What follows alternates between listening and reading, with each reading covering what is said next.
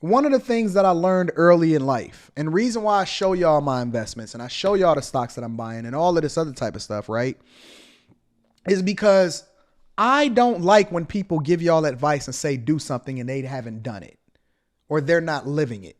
Well, if it's so good for me, then why you not already doing it?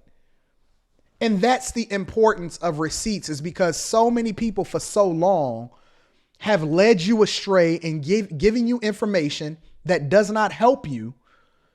And so in order to try to change that narrative, we need somebody like me to be as open as I am, right? When I'm on my phone calls or whatever, and I'm chilling on a live stream and then my rep call and say, Anton, listen, this is how much you're paying for seats right now. This is how much we want you to pay because we want you to upgrade. I want y'all to hear those conversations. I'm not going to cut off the live stream in order to have that conversation with my rep. I'm going to take y'all on the shopping trips. I'm going to show you my purchases. I'm going to show you my cars. I'm going to show you all. And now I have to start being a little bit more strategic as far as pulling back, because the point of showing you the receipts is not necessarily to brag, but it's to inspire you. And it's also to give you an example to show you that if it's good enough for me to tell you to do it, it's also good enough for me to put my own money up. One of the things that happened on last night's show, and it's one of the reasons why I want to have a conversation with you guys, is, am I off when it comes to the requirements and money and what it takes to be able to survive today? I'm curious. Maybe I should have changed the poll. Maybe the poll, your boy at What We're Sports told you, oh, okay, cool. I'll have to look into that. Maybe the poll is completely off. Am I off? Right? Maybe I should have put the poll a little bit differently and said, how far would you be able to go on $100,000? Or maybe I should have asked you, can you have a family of 4 with a combined income of grossing $100,000 a year? Listen, when I brought that up in the midst of the conversation on a live stream last night with the Lapeef Network, Stephen said we got that trauma. She did. She said we got that trauma in our DNA from all the way back then. I said, in our DNA? It's scientific now that we got that in our DNA? Interesting. But no, I'm curious, honestly. Genuinely, and I'm going to check in the chat. Can you raise a family of 4 on $100,000 a year? Now, let me know if I'm off. If they were off last night. I do not believe that you should be having multiple kids if your combined yearly income is $100,000 a year. Cherie say, nah, family, that's tough in NY. Can't even live on that herself. I'm not off because women are the first ones to say men has to be ambitious, and 100K is a good starting point, but not income to stay at. Am I off? Listen, I've done these shows every freaking day, no missing. Double R, the real question is, should you? I've done these shows every day, no missing. I've given you insight into what the average household income, the income with regard to different people, and how it is that it's broke down by ethnicity. I've given you information with regard to retirement. For those of you that are in the Patreon, make sure that you tap into the Patreon if you have not already. We're doing good work in there. Conversations that's being had in the Discord as a part of the Patreon, as far as highlighting exactly how much people have in their savings. I even did shows where I broke down that the majority of people, especially millennials that are making more than $100,000 are living paycheck to paycheck. And so my question again becomes, am I off when it comes to what the real cost is to raise a child on $100,000 a year? You might even be able to get away with it with 1, but 2, Listen, y'all like going down and flying out, having y'all hot girl summers. Every year, every last one of y'all want to get a nice handbag, or you want to get a Gucci, you want to get a Louis Vuitton, you want to Christian Dior. We're not even going to talk about it. Every year, y'all want to go to Vegas. You want to do a family vacation. Got the mortgage. Let's break it down. Let's break it down.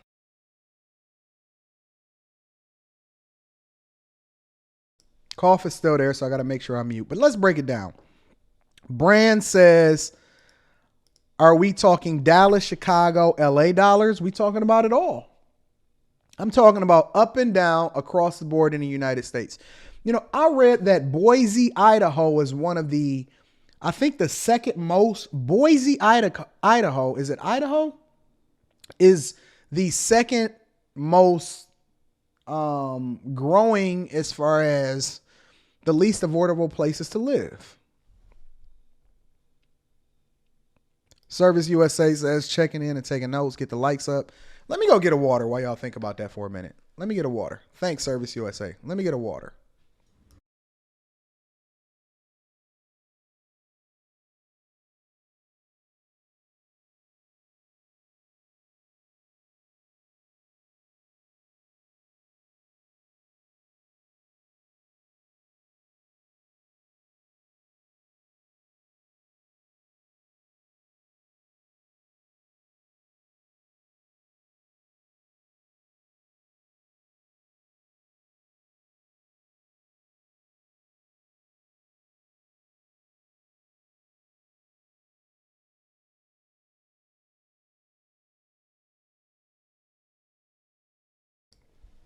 I was reading and it said Boise, Idaho is becoming one of the most expensive places to live. Inflation is over 6%. After taxes, a person that is single is only taking home about $67,000 a year on average. Property taxes exploding. Property values exploding.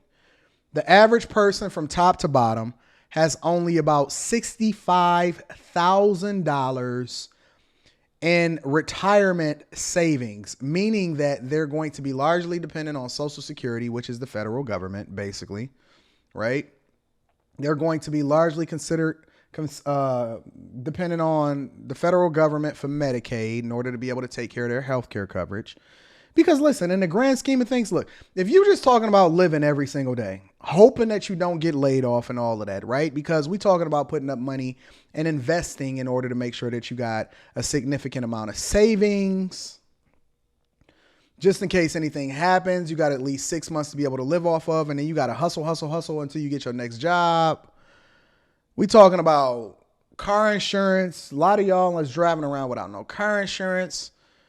You got to get money taken out for your health care coverage. You still got to contribute to the 401k. I'm the one that tell y'all need to be maxing out. Y'all need to be maxing out every single year. As of right now, the max out for your 401k or your Roth 401k is about $19,500. That's not even including the $6,000 that I'm also advocating that you put in your Roth IRA, which is one of the reasons why it's important to have these conversations every day with regard to money. Everybody acting like money don't matter. Anton, you care too much about money. No, you don't care enough about money. Money is just a representation of your ability to be able to provide and protect. But without it, you are poor. You are living on the street. It's people in California right now that make over $150,000 a year and they're living in their cars. Am I out of touch with reality? Because y'all are the ones that's telling me when you go to the grocery store, you can't even buy a pack of chicken for less than $8. That the price of eggs and bread is going up every single day. And you telling me that you are going to be able to live frugally and successfully in a family of 4, taking care of a wife and 2 kids off of $100,000. Let's throw that $100,000 number out the window because that's only gross. We all know that Uncle Sam is coming for his cut. We know Unc is coming for his cut. Let's be clear. Let's really put the number where it needs to be. Let's just say $67,000 a year. So are you telling me, because that gross number it's a very big misrepresentation of life. That don't even count. Right? They give you that number in order to make you feel better about yourself. But the real number that we talking about, let's be honest, is $67,000 a year. That's what you got left after you get done paying FICA, Social Security, federal government. Even if you live in a state where you're not paying no state taxes, you're still going to have to pay for that in one way or another when it comes to property taxes, subsidizing house, all of that other type of stuff, right? So let's just make the real number $67,000 a year. Shout out to Jay Hurst. Jay Hurst says, nah, Freaky Jason. As a married man with 2 girls here in Michigan, them yearly vacations, yeah, okay, I'm steady grinding. They said that I'm out of touch with reality. No, I'm not. I'm the person that was down for almost 10 years before I started to even spend money and pull that money out. I stayed down for a long time before I started pulling that money out. Alaquandria said 100K gross here in South Carolina with a family of 4 is almost impossible depending on how you're living. I wish I made 100K gross. That will change soon, and it will change because I'm coaching you and I'm about to pour into you. So it's going to be a whole different conversation. Bucket Man Jay, if you raise the kids right, it can be a blessing, like stocks. But you're going to be struggling. You win both ways if you had 1 or 4 kids. Bucket Man Jay is not. Bucket Man Jay, I want you to cam up tonight because we're going to be live streaming tonight after the Pistons Golden State game. But honestly, I'm curious what y'all think that it really costs to raise a kid. Maybe I'll do a whole show on the true cost to raise a kid because I'm assuming that you're saying, well, my kid can go to public school and they don't need no Jordans, right? And we're going to be cooking every day. Ain't no going out to eat. Ain't no family vacations. We are still going to be pouring into our retirement. Let's just put it in perspective. Let me pull up my calculator. $67,000 a year. You're maxing out. So let's assume you max out. The new max out next year, because they want to account for inflation, is $20,500. I'm assuming that you less than the age of 50 or 55, which they allow you to do catch-up contributions. But let's just assume that you're a 33-year-old man or woman in a household or relationship, and you hit that coveted number, right? And I'll be even nice. I'll give you an extra $3,000 a year, right? Just to account for those of you that are living in states with no state income tax, right? What is that, around 4.5%? That's what they pay in Michigan. So let's give you an extra $3,000, let's say $70,000 a year. Okay. And then we're going to cook into this show. $70,000 a year. $70,000 a year. You know, I'm good with my calculator. I'm not that smart. I'm just a C student, but I'm good with my calculator. $70,000 a year, right? Let's take out the 19.5. Because I need y'all to start putting into y'all retirement. I don't want you working at Walmart. You got $50,000 left. $50,500 left. That's with me giving you an extra $3,000. And you're pouring into your retirement. You did the right thing. You put it in your Roth 401k. You got $50,500. You got to pay your car note because I know y'all got car notes. You probably got 2 cars if it's 2 of y'all. Y'all got a family of 4. The kids need lunches. You're going to have to cook every day. You're not going out. No date night. No clothes. No none of that. What do you think your life is really going to be like? Honestly. I need you to actually put money into investment so you'll be liquid so you don't have to draw from your 401k in order to be able to survive if anything happens on your job. What do you think that life is really like?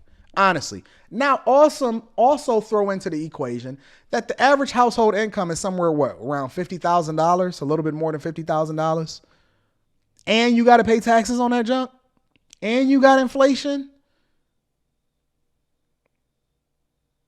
Why do you think it's so important why I beat y'all over the head every single morning on the importance for y'all to be able to invest in yourself and save and stack and put yourself in a position of power? Me on the other hand, look, Andre said, didn't know 100K wasn't 100K until I made 100K. Me on the other hand, I'm always going to have a bag at my disposal.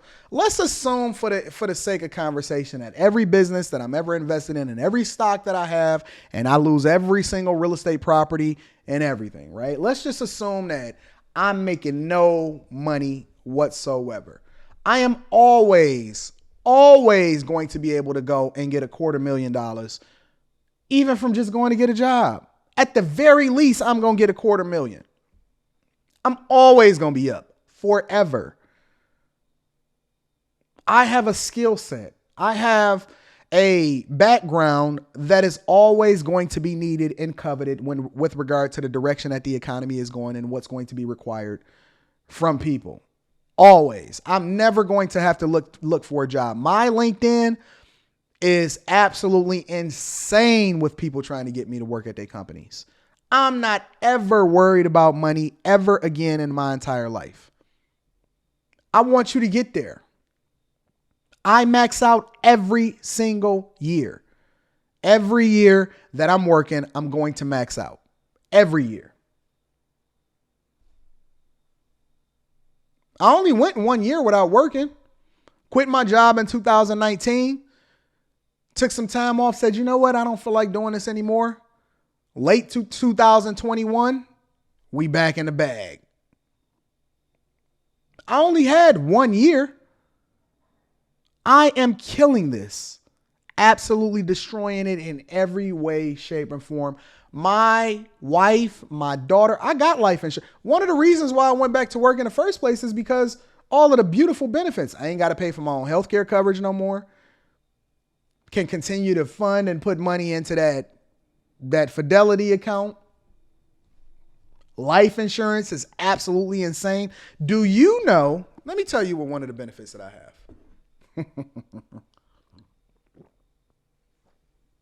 You know, I like to use my real life as an example.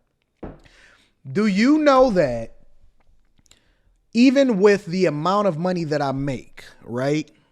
My total compensation, which is anticipated bonuses and everything, is crazy. It's absolutely insane. If I told you, you would probably throw up. If I told you, you would probably throw up. Do you know that my life insurance that I no longer have to pay for my own personal life insurance, because my life insurance is 6 times my personal salary? If anything happens to me, my chick is never, ever going to have to worry about whether or not I got life insurance. It's one of the benefits of having this position. It's 6 times my total compensation. That's what my life insurance is at. Just from the job. 6 times my total compensation. The benefit package, the bonuses that I get for sticking around for a certain amount of time, the vested interest that I have in a company as far as the equity that I get as a result of it, insane. Absolutely insane. I'm always going to be rich. I'm always going to have a bag forever. And then the businesses, the things that you buy and you go out and do every single day, it's a tax write-off for me. It's a tax write-off for me. And that includes life insurance on my chick, right? Because I got her covered now too. Instead of having to pay that out of pocket, I got life insurance on my daughter and I got life insurance on me. And her coverage is insane also.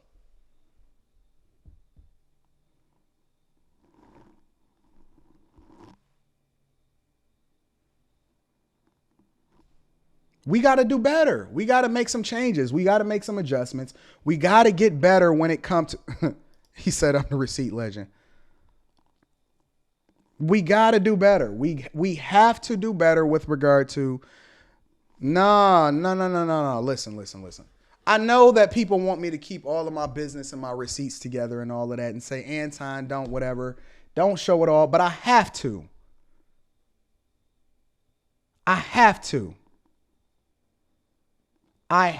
But here's the difference. I don't make $100,000 a year. I don't make and we already straight if I didn't have life insurance anyway. But the point is that I pay $32 just to make sure me, my chick, and my daughter is completely straight. They're completely straight for the rest of their lives. That means that out of every paycheck, I pay $32 for the type of coverage that I have for life insurance. I pay $32. For me, my chick that has life insurance on her, which is very significant. My daughter, that's not as high. And then me for about 7 times total of my total compensation. That's what my life insurance is at. So my point is that we have to be about our business. $100,000 is not enough to have 2 kids and a wife, because then you have to take in all of the other costs into account. Atisha said, to be honest, I'm a little concerned about how open you are, but I'm not open for everybody else. I'm open for y'all because I want to use my own circumstances and situation. Listen, if this was 15, 20 years ago, we wouldn't even be having this conversation. We would be talking about, oh man, Anton is just showing me and all of this other type of stuff. Right? But we living in 2021 and we about to go into the metaverse. So people are overly concerned. But I show y'all this stuff in order to illustrate a point.